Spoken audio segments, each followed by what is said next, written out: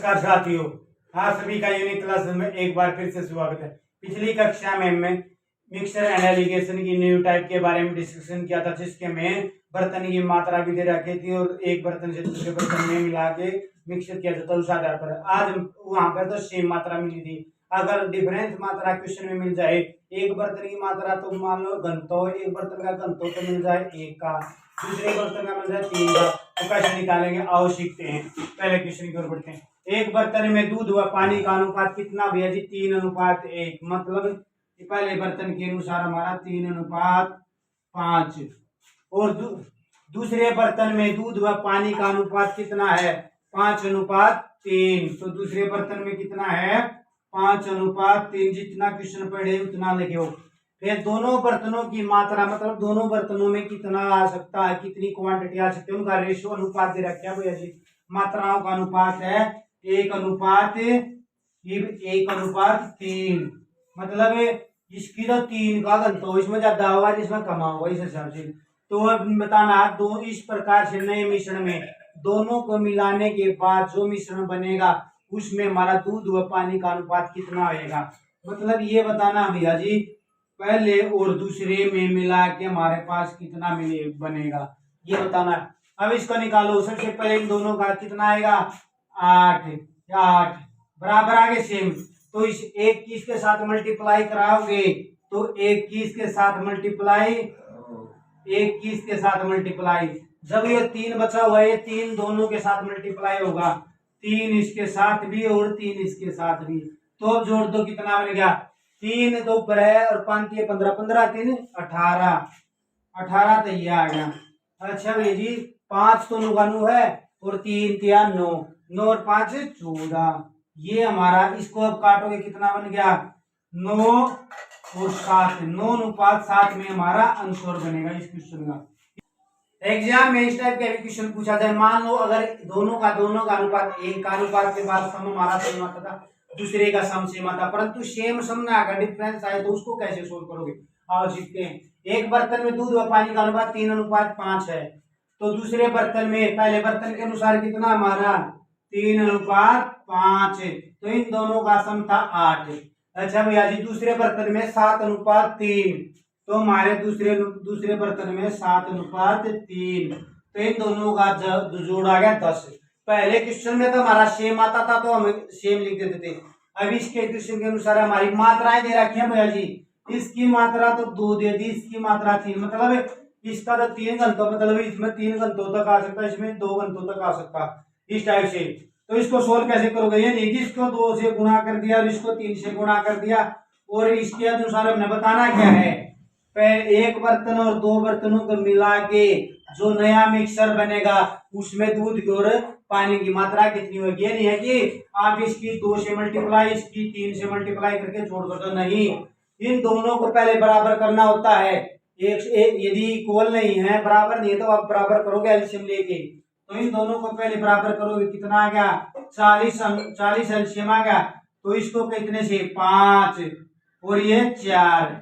जो ये 5 बचता है, ये 4 बचता, 5 की इसके साथ मल्टीप्लाई कराओगे, 4 की इसके साथ मल्टीप्लाई कराओगे, 5 की इसके साथ गुणा करवाओगे, मल्टीप्लाई कराओगे, कितना आ गया? 10। 10 दिया 30, 10 की इसके साथ मल्टीप्लाई करा दो और 10 की आप इसके साथ मल्टीप्लाई कराओगे, और जो 4 दिए 12, 12 बचा हुआ है, इसके हिसाब से 12 की इसके साथ मल्टीप्लाई, 12 की इसके साथ मल्टीप्लाई कर दो। 10 दिया 30, 12 से 84, 84 और 30 कितना होता है? 114। 114 तो ये आ गया। ये देखो कितना गया? 5 दाई 50 और 12 के 36, 36 और 50 कितने होते हैं? 86 होते हैं। या तो इतना छोड़ दो, इतना, ये कितने से बन गया हमारा? ये हमारा 57 बन गया। आ गया समझो।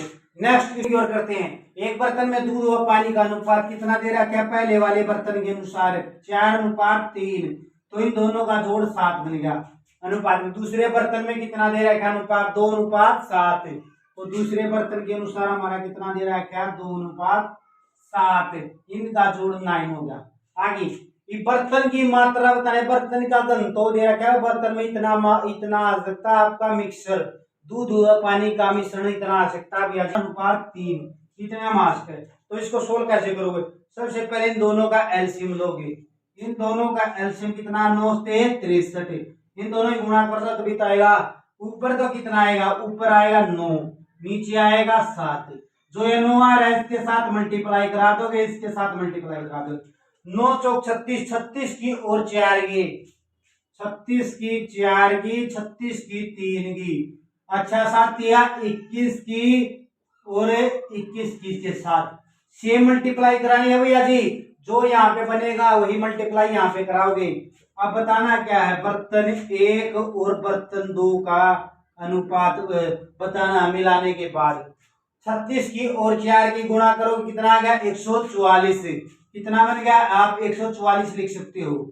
ये इसके अकॉर्डिंग 144 और 42, 144 और 42 कितने होते हैं? 186। 186 तो ये आ गया। अच्छा 36 की और 3 की गुणा करोगे कितना आएगा? 108। 108 तो ये आ गया। 108 और 21 की और 7 की गुणा करोगे कितना आएगा? 147। 147 और 108 कितना होता है आपका? 255। कितना? 255। आगे समझो, ये हमारा आंसर बनेगा।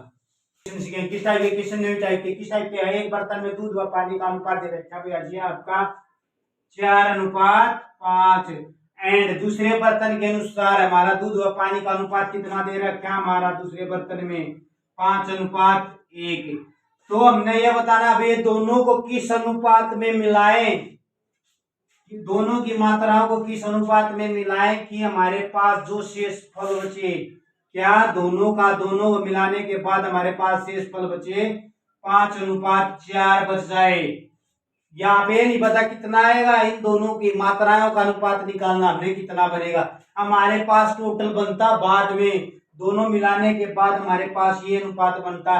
पिछले क्वेश्चन में तो हम ये निकालते थे, अब की क्वेश्चन में मात्राएं निकालने किस अनुपात में मिलाएंगे। सबसे पहले आप इन दोनों का एलसीएम लोगे, कितना बराबर करोगे? ये 9 है। इन तीनों का एलसीएम लोगे पीछे ही साइड में, क्योंकि एक ही क्वांटिटी करोगे, एक ही क्वांटिटी करोगे तो 18 एलसीएम आ गया। सबसे पहले कैसे करोगे इनको सोल्व? 18 आ गया, ये 3 आगे कितना बन गया? 2 बन गया, 3 बन गया और आपका 2 बन गया। आगे समझो, जो ये 2 बन रहा है या इसके साथ मल्टीप्लाई कराओ, 4 दूनी 8। अच्छा भैया जी 5 दिए 15, 15 तो ये आ गया। अच्छा 5 दूनी 10, जो ये 10 बनता है ना यहाँ पे, तो इस 10 को यहाँ पे लोगे आपका यहाँ पे, तो इसका मिक्सचर एंड एलिगेशन में लगा तो इसपे कितना बन गया? 5 तो ये बन गया, 2 ये बन गया। 5:2 में हमारा आंसर बनेगा। क्या आएगा? किस मात्रा में बर्तनों का अनुपात मिलाया जाए? 5:2 मात्रा में मिलाओगे।